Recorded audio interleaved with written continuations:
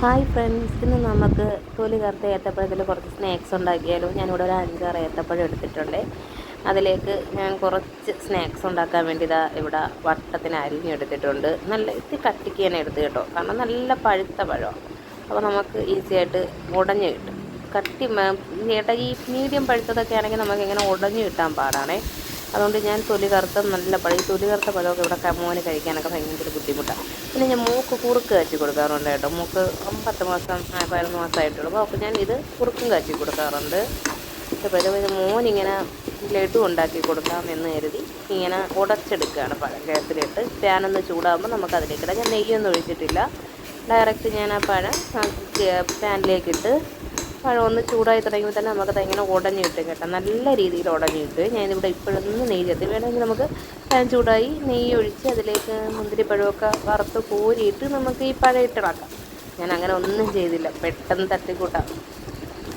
ആളിന് പനി ആയതുകൊണ്ട് മോൻ പറഞ്ഞ് എനിക്ക് പഴം കൊണ്ട് എന്തെങ്കിലും ഉണ്ടാക്കി തരുമെന്ന് വെച്ചപ്പോൾ ഞാൻ പെട്ടെന്ന് കൈ കിട്ടിയ പഴത്തിനെടുത്ത് ഇങ്ങനെ ചെയ്താൽ അപ്പോൾ നമുക്ക് നന്നായിട്ട് ഉടഞ്ഞ് കിട്ടിയിട്ടുണ്ട് കേട്ടോ പഴം. ഞാൻ ഇപ്പോഴൊന്നും ഇവിടെ നെയ്യ് ചേർത്തിട്ടില്ല, ഒട്ടും നെയ്യ് ചേർത്തിട്ടില്ല കേട്ടോ. എന്നിട്ട് ഞാൻ ഇവിടെ തേങ്ങ ചിരികി 1 കപ്പ് തേങ്ങ ഇട്ട് കൊടുക്കുന്നുണ്ട്. അതും നന്നായിട്ടൊന്ന് മിക്സ് ചെയ്തെടുക്കണം. ഈ പഴവുമായിട്ട് നല്ല രീതിയിലൊന്ന് മിക്സായി വരണം. ഞാൻ ഇവിടെ നല്ല രീതിയിൽ മിക്സാക്കി എടുത്തിട്ടുണ്ട് കേട്ടോ. പഴവും ആ തേങ്ങയും കൂടെ നല്ല രീതിയിൽ മിക്സാക്കിയതിന് ശേഷമാണ് ഞാൻ ഇവിടെ നെയ്യ് ആഡ് ചെയ്യുന്നത്. അപ്പോൾ ഞാൻ കുറച്ച് നെയ്യ് ആഡ് ചെയ്യുന്നുണ്ട്.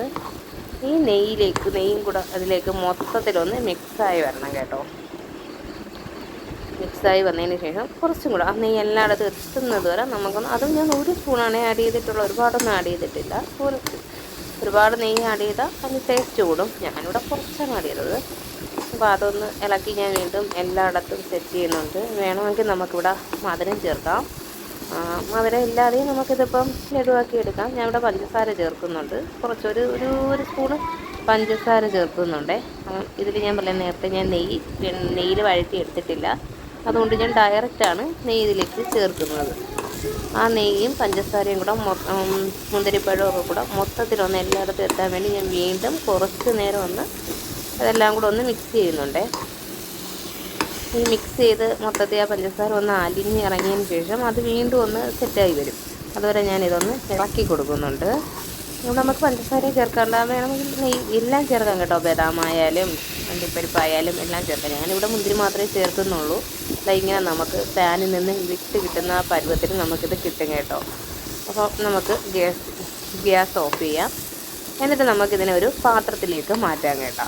പാത്രത്തിലേക്ക് മാറ്റി ഞാനൊന്ന് തണുക്കാനായിട്ട് വെക്കുന്നുണ്ട്. നല്ല തണുക്കണ്ട, ചെറിയൊരു ചൂടോടുകൂടി നമുക്കിത് ഉരുട്ടിയെടുക്കാം. കയ്യിൽ നെയ്യ് ചേർത്ത് നമുക്കിതിനെ ഉരുട്ടിയെടുക്കാം. എല്ലാ ഷേപ്പിലും ഉരുട്ടാം കേട്ടോ. ലഡുവിൻ്റെ ഷേപ്പോ കട്ട്ലറ്റിൻ്റെ ഷേപ്പോ അങ്ങനെ ഏത് ഷേപ്പിലാണെങ്കിലും ഉരുട്ടിയെടുക്കാമേ. ഇത് നമുക്ക് വേണമെങ്കിൽ കോക്കനട്ടിൽ തന്നെ നാളികേരത്തിൽ തന്നെ ഒന്ന് ഉരുട്ടിയെടുക്കാം. എങ്ങനെ വേണമെങ്കിലും എടുക്കാം കേട്ടോ.